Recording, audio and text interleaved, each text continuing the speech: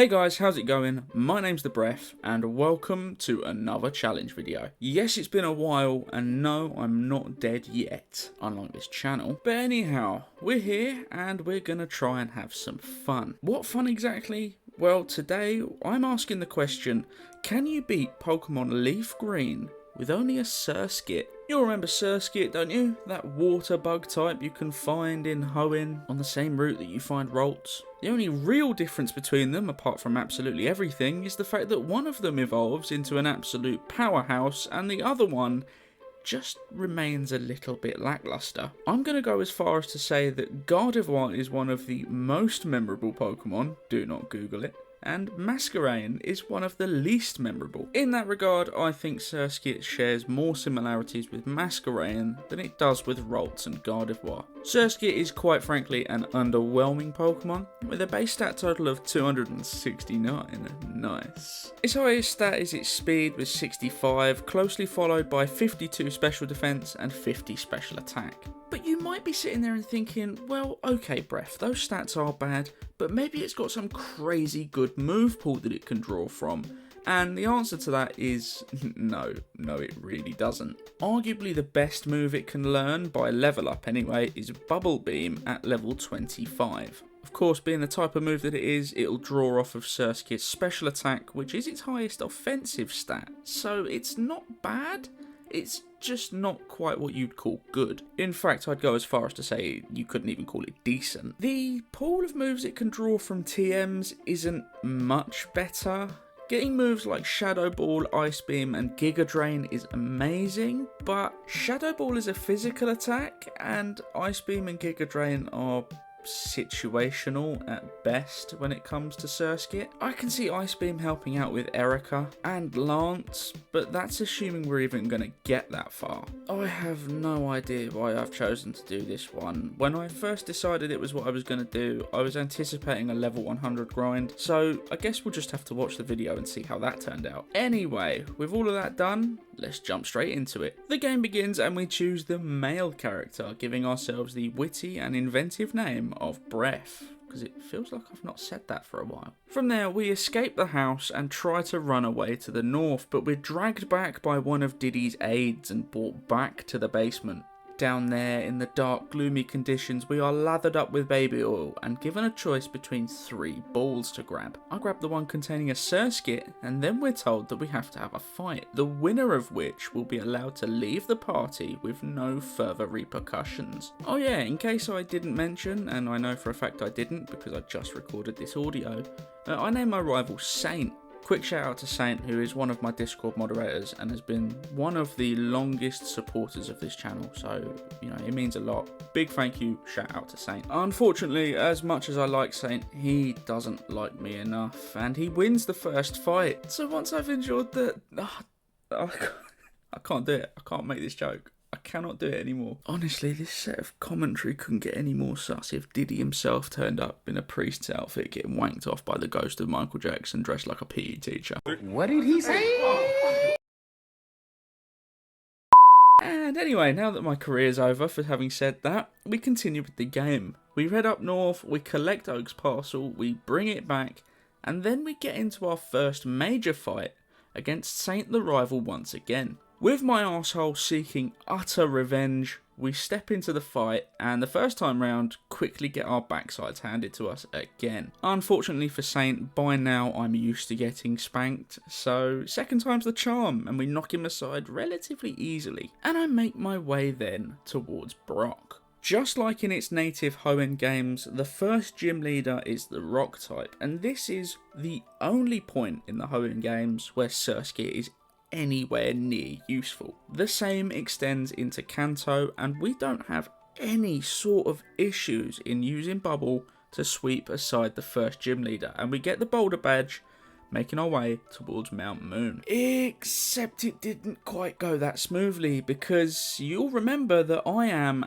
#Breff's a pleb, and I forgot to save my game, where I promptly lost a trainer fight in Mount Moon, went to reset, and reset all the way back at the beginning. So guess who had to run through the forest, spank the rival, beat the gym leader, do all of that stuff all over again, and finally, for the second time, make his way back to Mount Moon. Having rectified my mistake and saved the game to avoid getting poisoned, we take on the scientist and then have a choice of fossil. My original thought was to take away my favourite fossil, Dame Maggie Smith, but it seems God had the same idea, so I'm instead forced to take the Dome fossil. From there I head into Cerulean and I've got a choice to make. Do I head into the gym to take on water types that I have realistically no prospect of beating, or do I head north and take on the rival where I might have somewhat of a chance? For the first time since 1999, I chose to do the logical thing and take on that rival fight. To absolutely no one's surprise, that Pidgeotto at the front absolutely shredded me.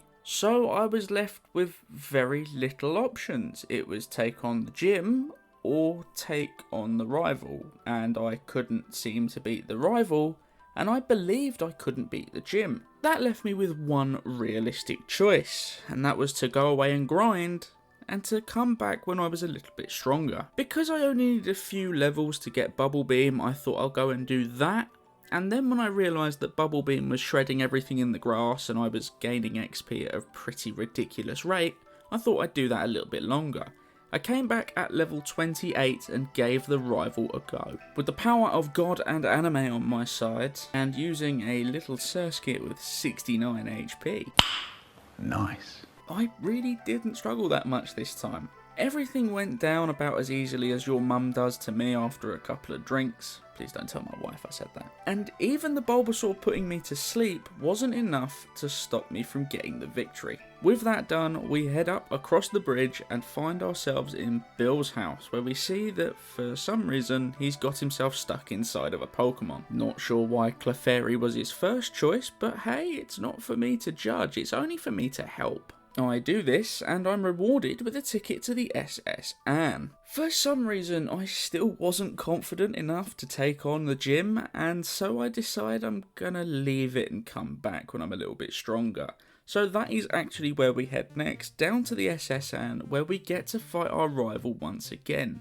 It wasn't difficult, it also wasn't the first time victory, we just kept getting caught out by Sleep Powder a few times, but honestly, once we got around that, it was quite easy.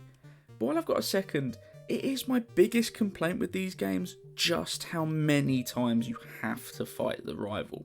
Don't get me wrong, it's great for getting content, great for getting footage, but the problem is it's hard to make it entertaining when you're consistently facing the same person with the same Pokemon. Anyway, once that's done, we head up into the captain's office and we get to exercise a skill we learnt right back at the start in one of those parties. We give the old rub-a-dub-dub and the old man is so happy with our treatment that he gives us the HM for cut. Now I don't need to teach it to a Pokemon because I've already hacked in an HM slave. But that doesn't mean I'm not going to get to enjoy the benefits of being able to use the move, because I immediately head into Lieutenant Surge's gym to take him on, except that's not quite what happened. Because if you can remember earlier, I didn't beat Misty. So after standing around trying to figure out why my HM slave wouldn't cut down the tree for a while, because once more, #Breff's a pleb, I run straight back up to Cerulean to take on the gym leader. Coming into this fight with a level 32 Surskit and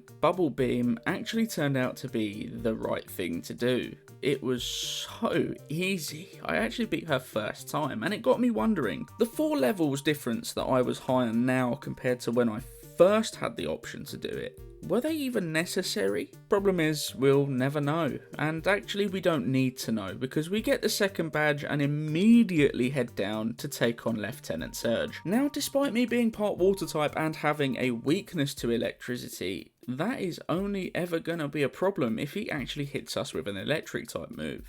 Which, by the way, he doesn't.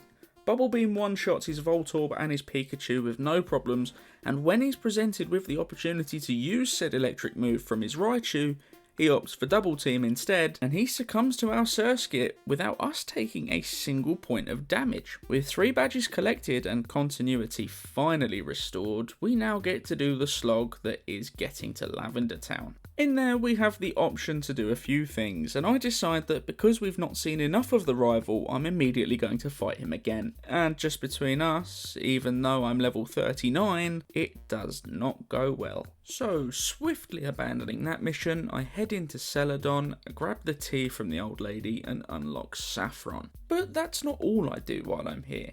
I head into the game corner and purchase the TM for Ice Beam, which I replace Quick Attack for, as well as the TM for Shadow Ball, which I use to replace Haze. And with that done, I head down to the Rocket Hideout to face Giovanni. Now, Bubble Beam shreds his entire team, including the Kangaskhan, and I totally didn't mess up by trying to use a Ghost type move on a normal type. Don't ask questions.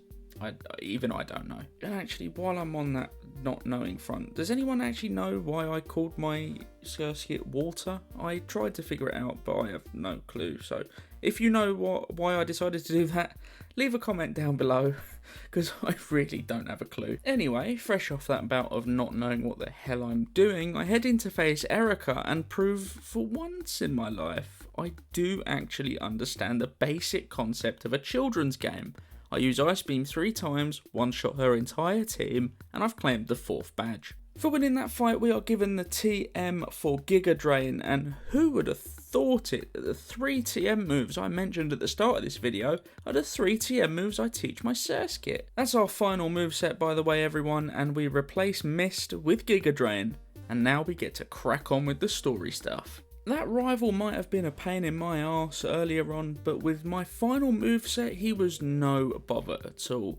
Between Bubble Beam and Shadow Ball and a singular Ice Beam on the Ivysaur, we have no difficulties finally defeating him. It's got nothing to do with the extra levels, it's got everything to do with the moveset. Don't hold me to that. From there we head up to rescue Mr. Fuji, and I find it utterly outrageous. How could they possibly lock an old man up away? He's done absolutely nothing wrong.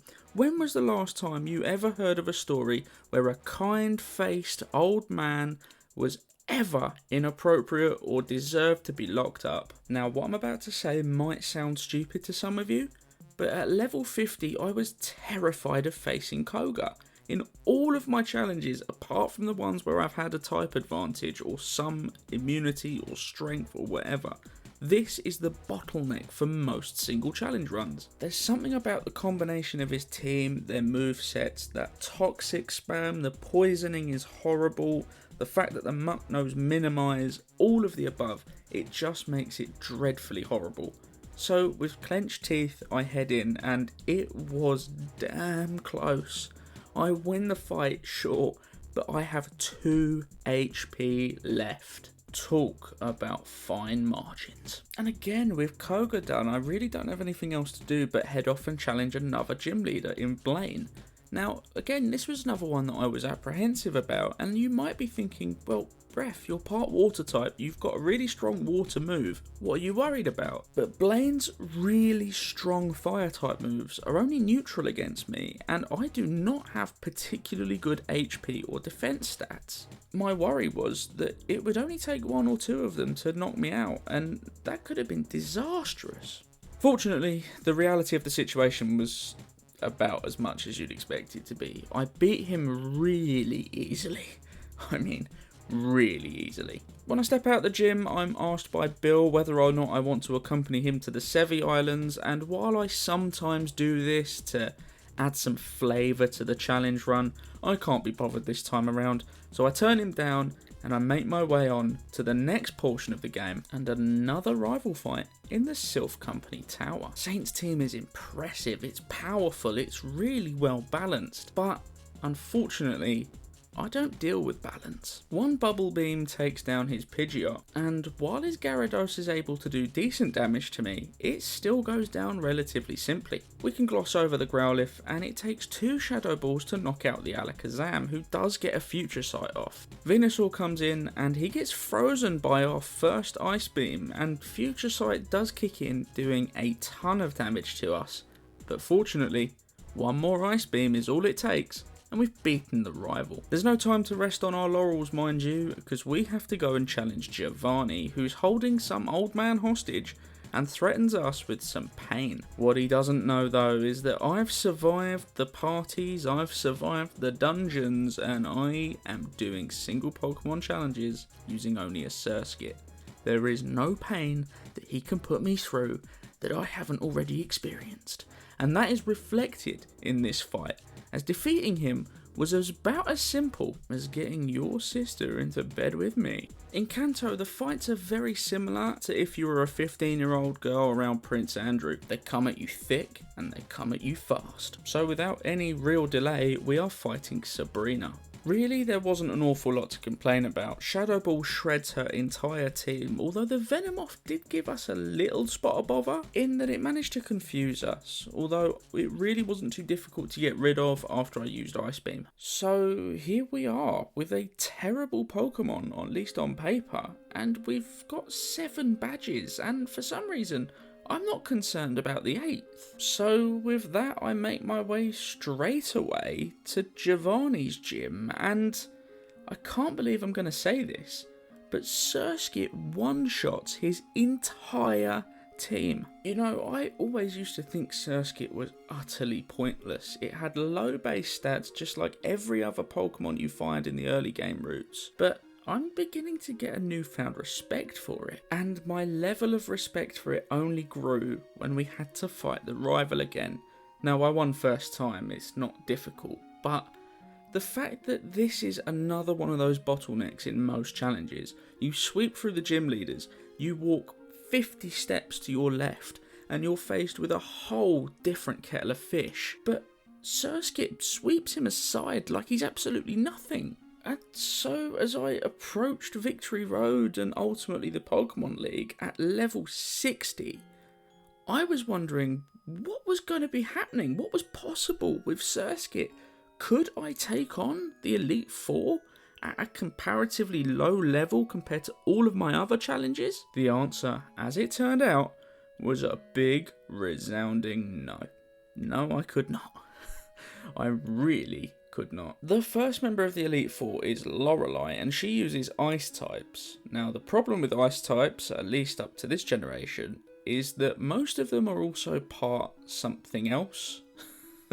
No, in fact, all of them on her team are part something else. And while I've got excellent coverage for those water types, and hell, even the psychic types, she has a Lapras, and that thing is bulk incarnate. You couple that with her stall and support Pokemon early on, it drains my Giga Drain PP easily, and then I'm left with nothing. I have no way to help myself. And no matter which way you look at it, no matter how many times I tried this fight, how many different variations of moves I used, I could not get past her Lapras to save my life. And so, despite the fact that we're right at the end of the game, we have to go on our first major grinding session. So off I go from level 62 up to level 73. Surely this must be enough. Surely. And no, again, it is not. Once more, that Lapras is just too bulky. It paralyzes us. It's tough, man. It's really, really tough. Time after time, attempt after attempt, I just could not beat Lorelei. I couldn't figure her out. But then, this happened. Dewgong came out, and I hit it with 2 Shadow Balls and a Giga Drain to knock it out. In comes Cloyster, and I know from prior experience, sometimes, most of the time even, it likes to go for Protect. So I waste a turn with Shadow Ball before hitting it with that Giga Drain that one-hit KOs. That leaves Slowbro, and I know it likes to use Amnesia and then spam Surf. So I hit it with Shadow Ball, and I am fortunate enough to be able to get her to use one of her full restores on it. It's not enough, however, and eventually we're faced with a Jinx, and I get even luckier. My first Shadow Ball leaves it on 1 HP, and she drains another full restore on it. We're able to survive on very low health, and a second one finishes the job. And that leaves us Lapras, the hard-hitting, bulky Lapras. My strategy? Spam Giga Drain and hope. It really was just spam and hope.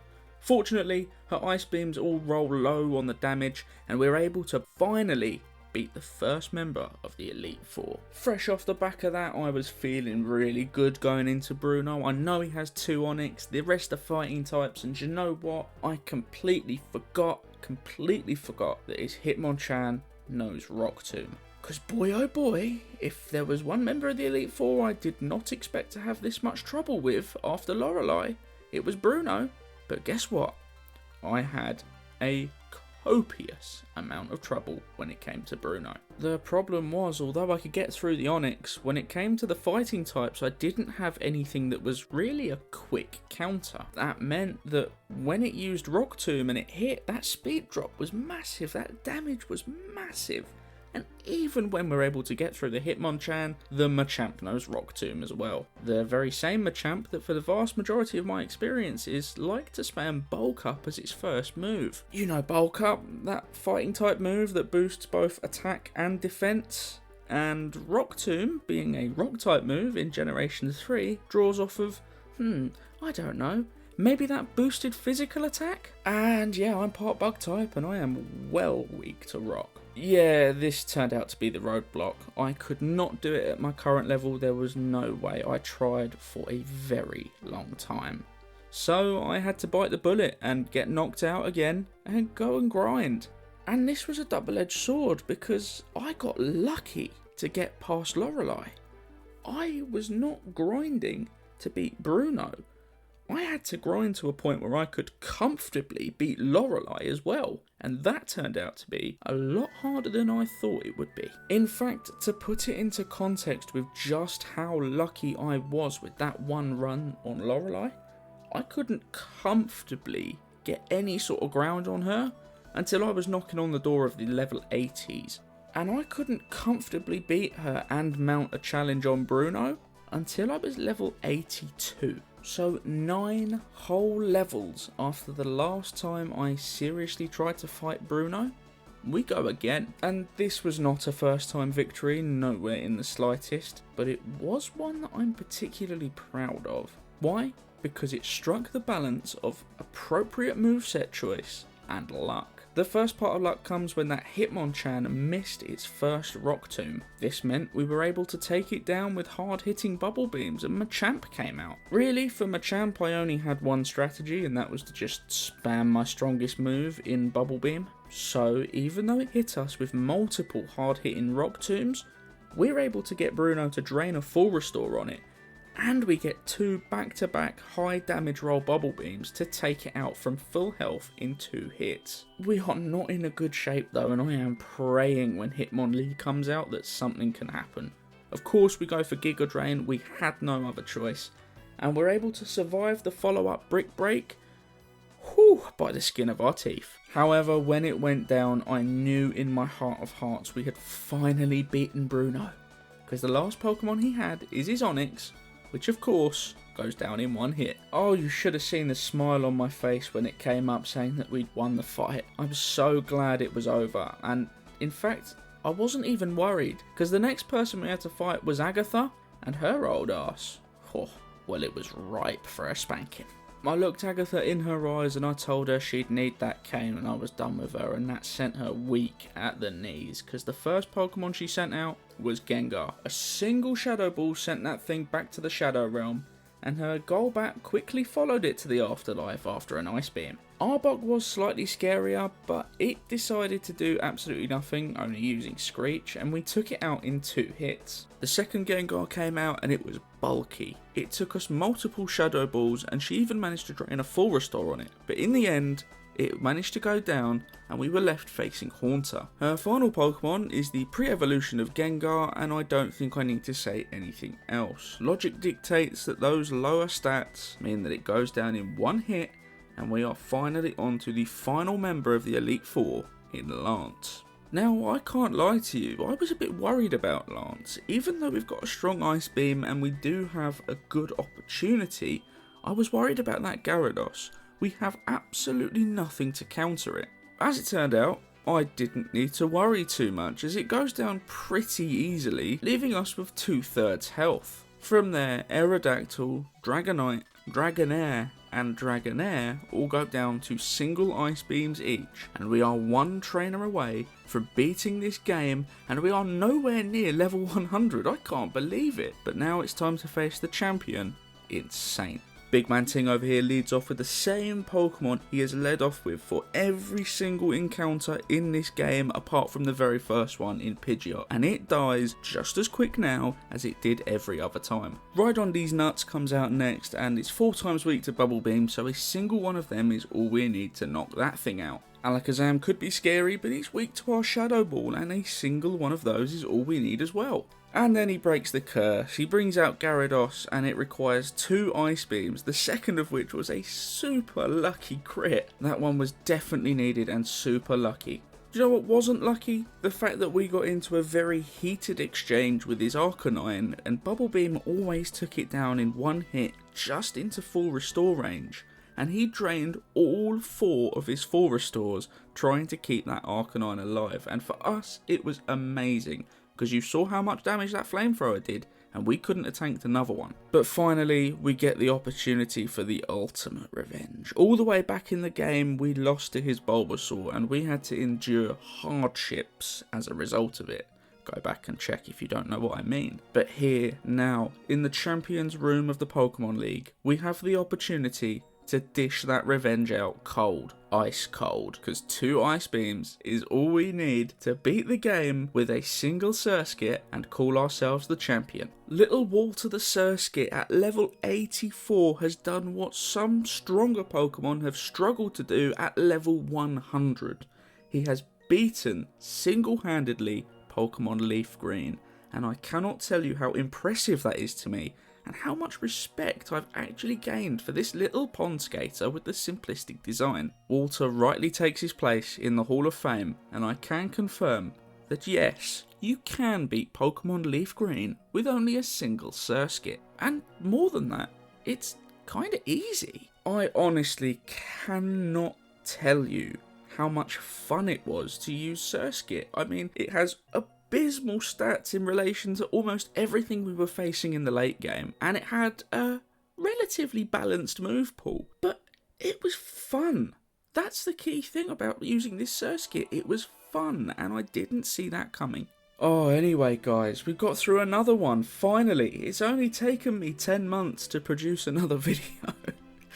Oh, that's so bad. I can't apologise enough for that. If you haven't already, go and check out my 2024-2025 update video titled I Am a Pleb. It's on the channel now, and it gives you the much needed breakdown of what's happened in my life this year, why I've not produced as many videos, more importantly, the plans for the 2 videos I have for the rest of this year, and what I'm aiming to do in 2025. Anyway guys, thank you all so much for watching. It means the world to me for you to take your time and watch this. Please do like and share this video, subscribe to the channel if you haven't already, and tap that notification bell to keep yourselves updated with all of my uploads. I do live stream periodically as well. It will also help with knowing when that's going on for a bit of live engagement fun. If you haven't already, get yourselves in the Breph Empire Discord server. Link is in the description below, and have a chat with all of us. Anyway guys, thank you all so much for watching. Your time is again so greatly appreciated, and I look forward to seeing all of you, and hopefully some more,